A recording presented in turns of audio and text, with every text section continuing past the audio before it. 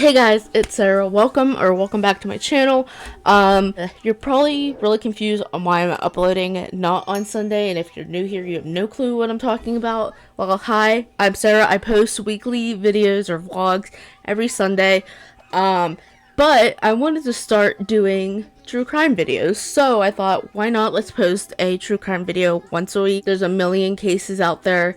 I love true crime. I watch two creators on YouTube, but I watch different kind of videos on TikTok and stuff like that. My favorite YouTube creators are Murder with My Husband and Eleanor O'Neill. I'll link them down below if you want to check them out if you're into true crime. But I've been wanting to do this for a while. I did do a ASMR true crime video. I'll link that down below as well. But I just haven't uploaded on that channel for a while, and I did write this for that channel, but I never edited it or whatever. But before I get started, I don't want any disrespect towards the family and the friends. I don't mean harm in any way. I'm just telling the story, and all the sources to the case and where I got the information will be linked in the description. I will probably also say it at the end of the video. Just without further ado, let's hop right into this case. Okay, so before I get into it, trigger warning. I'll probably say these at the beginning of every episode just because it is a true crime video. And trigger warning: sexual assault and rape, decapitation, and violence against teens and women. Stuff like that, teen/women. This case, let's head back to January 18th, 1970.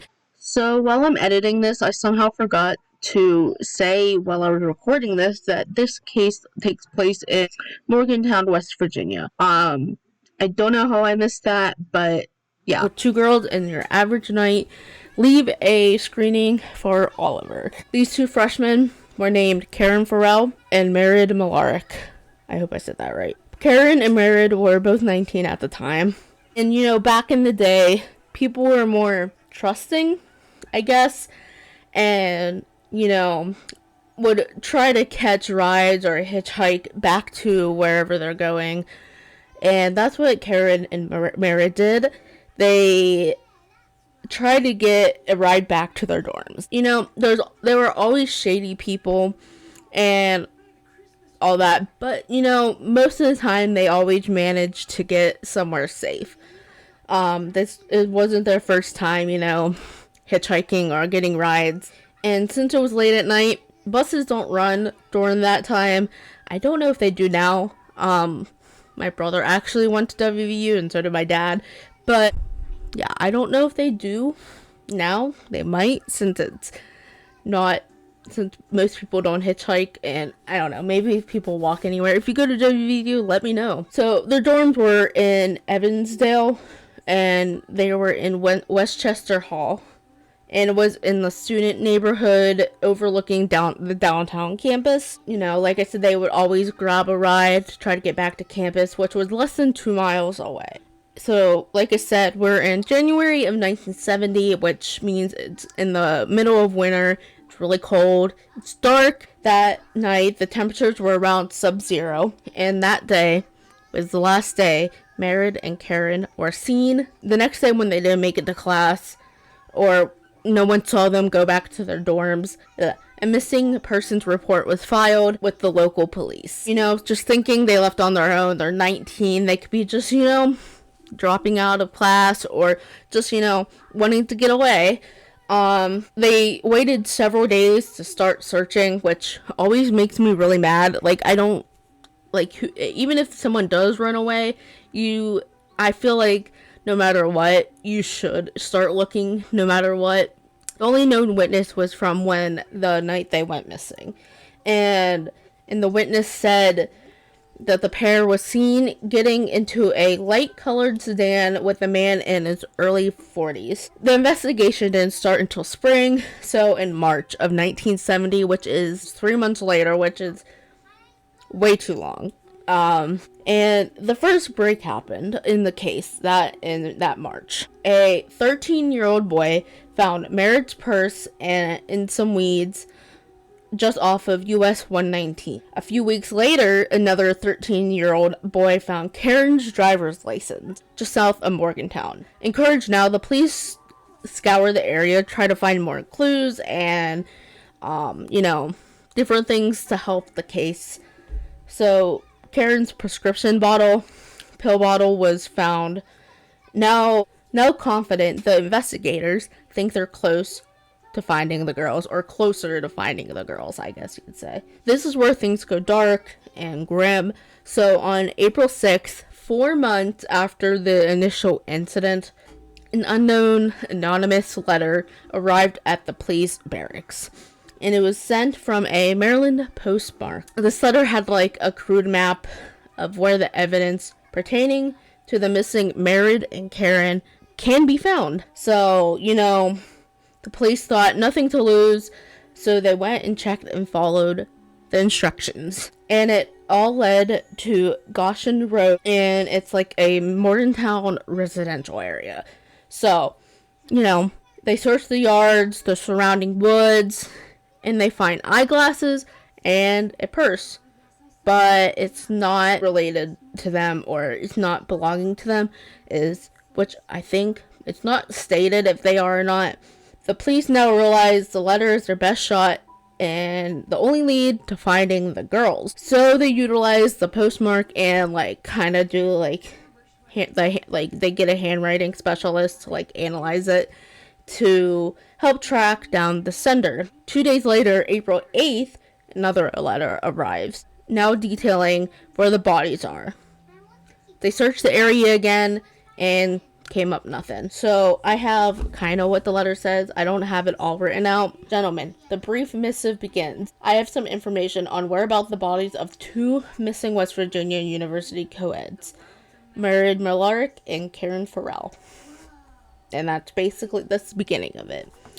So now, April 14th, the governor at the time, Archmore, called the National Guard to come help find the girls. 2 days later, 48 hours later, April 16th, 2 badly composed bodies were found after one of the search team members, Albert, or nicknamed Rod Everly, a retired contractor, vocational teacher, saw a foot stick out of some debris and in a carefully made tombstone, and the bodies were stacked together. Now here is where it gets gruesome, and so both Karen and Mered's heads were missing. They were decapitated, like I mentioned in the trigger warning. A third letter was received a week later on where the rest of the remains are, or where they were. However, unfortunately, the writer's instructions made them basically go in circles and nothing was found. So, they just wasted time. And the heads were never found, and to this day, they're still never found. The letter said, or some of the letters said, the heads could be found from the position of the bodies by striking out 10 degrees southwest for the first head, and approximately 10 degrees southeast for the second, roughly 1 mile.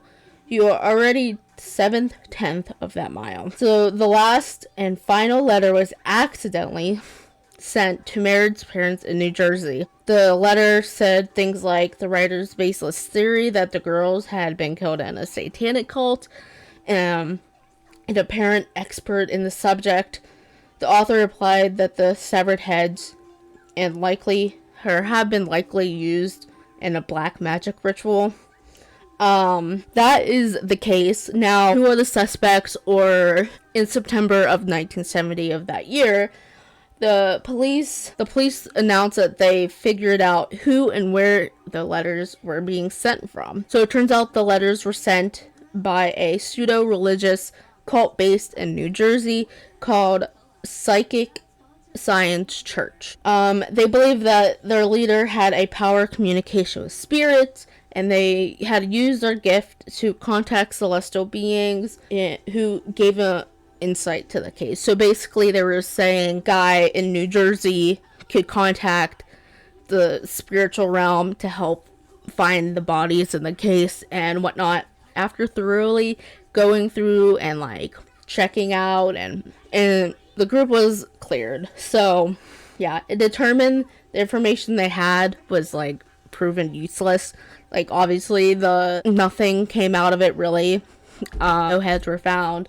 The bodies were found, but like, and had not come from first-hand knowledge that the investigation just stands still once again. 6 years later, in January of 1976, a New Jersey police called the Morgantown police with information. The call said they have someone in custody who confessed to murdering 2 Coeds in West Virginia. When they arrived, the investigators are introduced to a guy named Eugene Paul Clausen. Eugene was incarcerated in Camden, New Jersey since 1974 for raping a 13-year-old and a 14-year-old boy at gunpoint. New Jersey officials were there with representatives from West Virginia.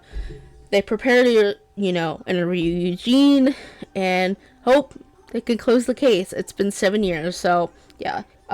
Eugene starts talking, and every word is written. So, they're taking notes. Eugene recounts the 2 girls hitchhiking. He saw them, pulled aside them with his friends that he borrowed. Like, he borrows his friend's car, cream-colored Chevrolet, and offered Karen and Merritt a ride. And, like I said, back in the 70s. So once inside the car, he locked the doors and pulled out a gun. This is what Eugene is saying. Once inside the car, he locked the car and pulled out a gun, and they started heading down Country Road 76 towards the Weirton Mines. He parked as far away as the beaten up train tracks. He then forces them to do unnatural acts with each other before binding their hands and sexually assaulting them. After that heinous act, he ordered them to put back on their clothes and get back in the car.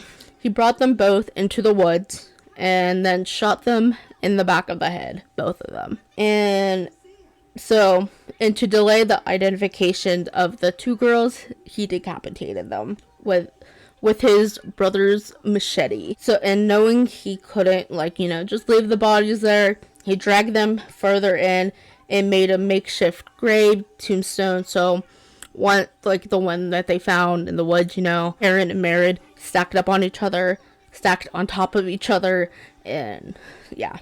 So, once done, he took the heads to his brothers to show off as trophies, which is terrible.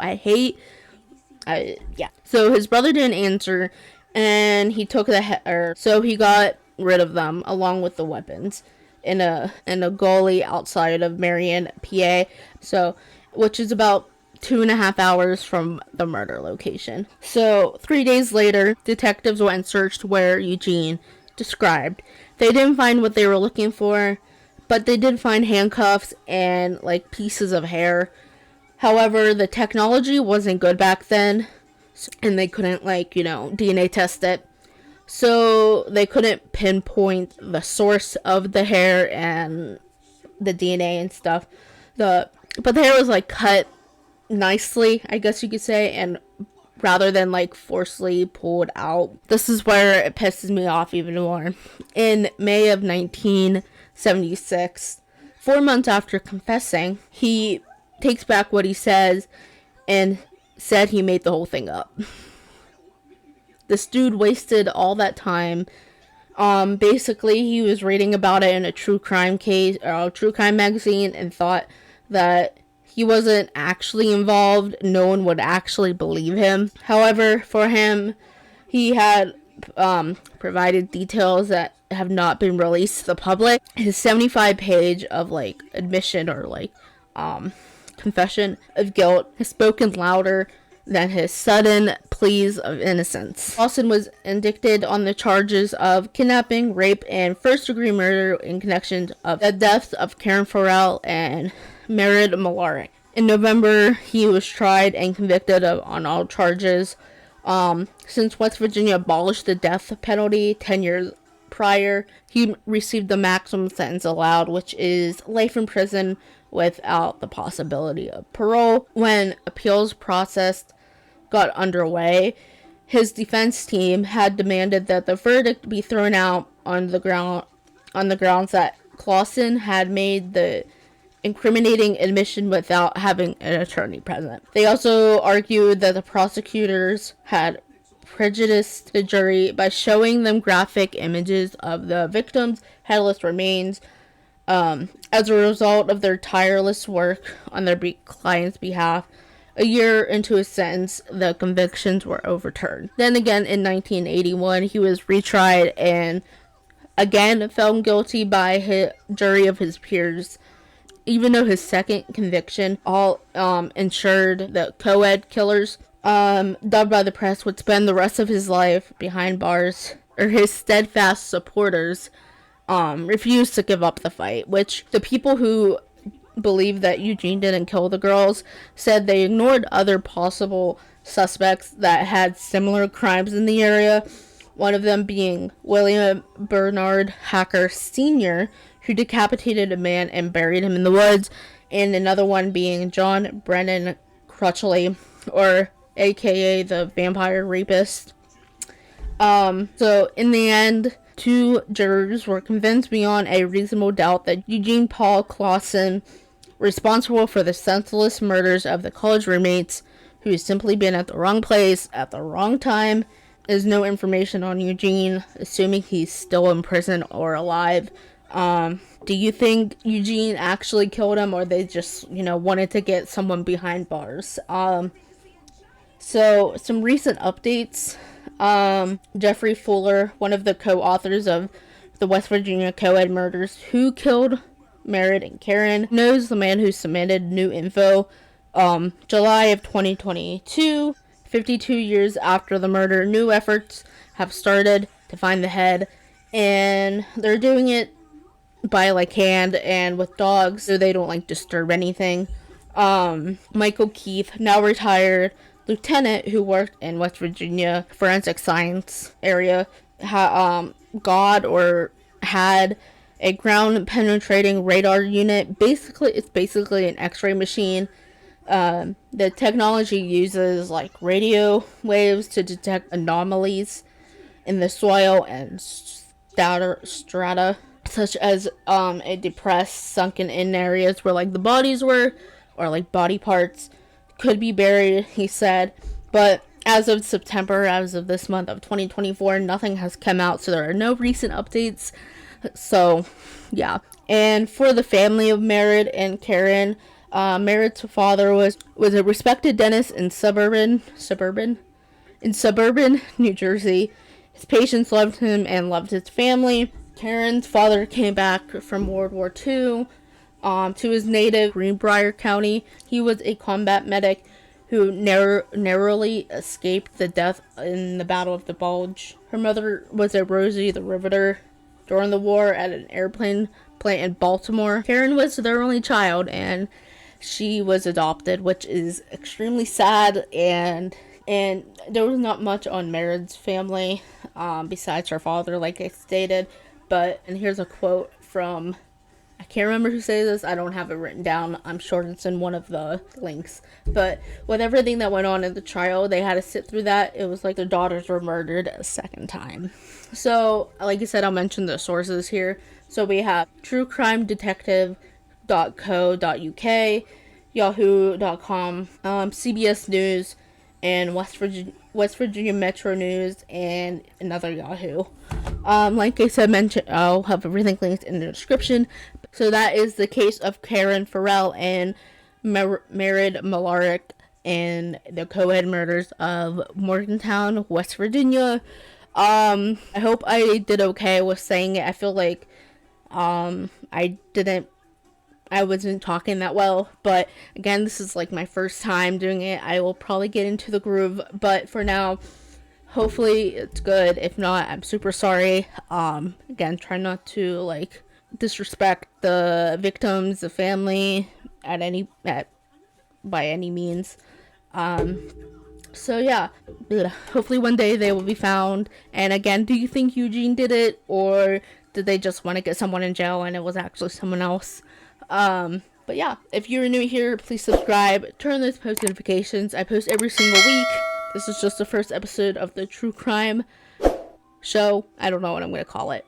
But yeah, and I post every Sunday. I'm trying to hit 1,000, so please subscribe, tell your friends and family. If you like true crime, you're gonna love this channel. And if you just want to see my my weekly daily life, I will talk to you in the next video. I love you all so much. Goodbye. Stay positive. Signing out.